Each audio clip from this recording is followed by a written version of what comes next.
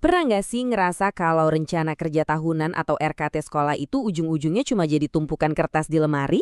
Nah, dalam bahasan kali ini kita akan bedah gimana caranya mengubah dokumen yang sering dianggap formalitas itu jadi mesin penggerak perubahan yang benar-benar nyata di sekolah.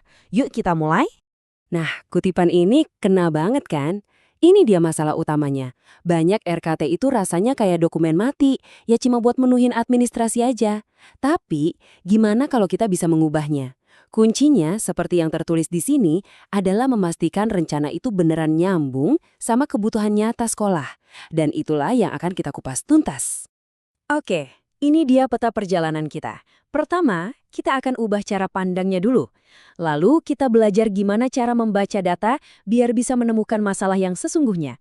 Dari situ kita akan bangun solusi yang pas dan yang paling krusial, gimana caranya memastikan rencana ini beneran jalan, nggak cuma di atas kertas.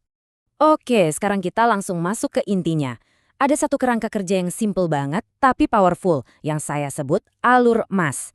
Kalau kita ngikutin alur ini, saya jamin cara kita menyusun rencana sekolah bakal berubah total. Ini dia alur emasnya. Kelihatannya sederhana, tapi ini krusial banget. Dan urutannya nggak boleh kebalik ya. Nomor 1, kita bedah dulu data dari rapor pendidikan. Nomor 2, dari data itu kita susun RKT-nya. Baru deh yang ketiga, kita alokasikan anggarannya lewat RKS untuk mendanai rencana tadi. Jadi ingat alurnya, data, rencana, baru anggaran. Ini pondasinya.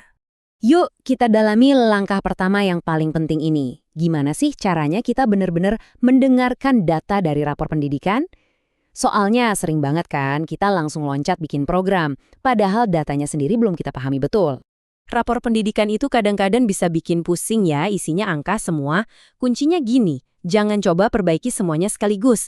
Anggap aja kayak lampu lalu lintas. Fokus utama kita itu ke indikator yang warnanya merah. Nah, nasihat paling pentingnya adalah fokus. Cukup identifikasi 3-5 masalah paling krusial yang mau kita beresin tahun ini.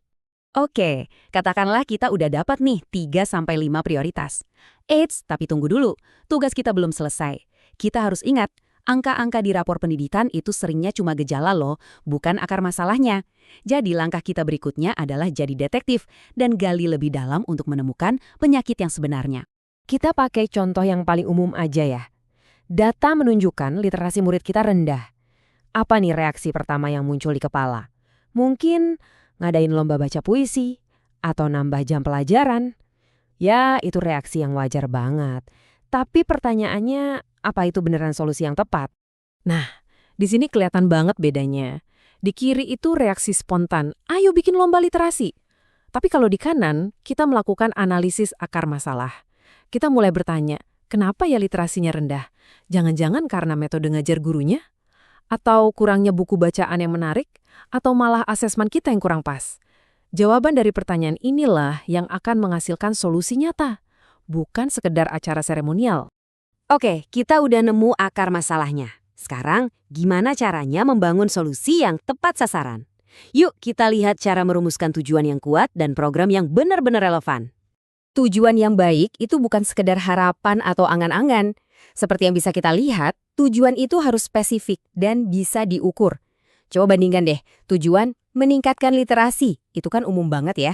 Bandingkan dengan meningkatkan kemampuan literasi murid melalui penguatan praktik pembelajaran berbasis teks. Nah, ini jauh lebih jelas, lebih terarah, dan kita jadi tahu persis apa yang harus dilakukan. Disinilah rencana kita mulai jadi kenyataan. Program besar tadi kita pecah jadi kegiatan-kegiatan konkret. Coba perhatikan. Di situ ada penanggung jawab yang jelas, ada waktunya kapan. Dan yang paling penting, ada indikator keberhasilan yang bisa diukur. Angka 80% guru menggunakan modul, ini penting banget. Karena dari sini, kita bisa benar-benar melacak program kita jalan atau enggak. Terakhir, dan ini sangat penting. Gimana kita memastikan rencana yang udah disusun bagus-bagus ini nggak cuma jadi dokumen indah, tapi beneran ada dananya, dan jadi panduan kerja kita sehari-hari? Kita balik lagi ke alur emas tadi, tapi sekarang dari kacamata anggaran. Lihat deh bedanya. Cara yang salah itu, kita lihat dulu anggarannya ada berapa, baru cari-cari kegiatannya apa. Ini kebalik. Cara yang benar adalah sebaliknya. Data menentukan rencana, dan rencana itulah yang menentukan butuh anggaran berapa. Jadi ingat, rencana itu panglimanya, bukan anggaran. Jadi, inilah bedanya. Ada RKT yang mati, yang dikunci di lemari. Dan ada RKT yang hidup, yang jadi kompas harian kita. RKT yang hidup itu ya yang dibahas di rapat guru, jadi panduan supervisi kepala sekolah, dan dievaluasi secara berkala. Nah, inilah tujuan kita. Kita tutup dengan pertanyaan ini untuk kita renungkan bersama. Kalau alat perencanaan sekuat RKCT ini, ujung-ujungnya cuma kita simpan di lemari, lalu kapan pendidikan kita akan benar-benar meningkat?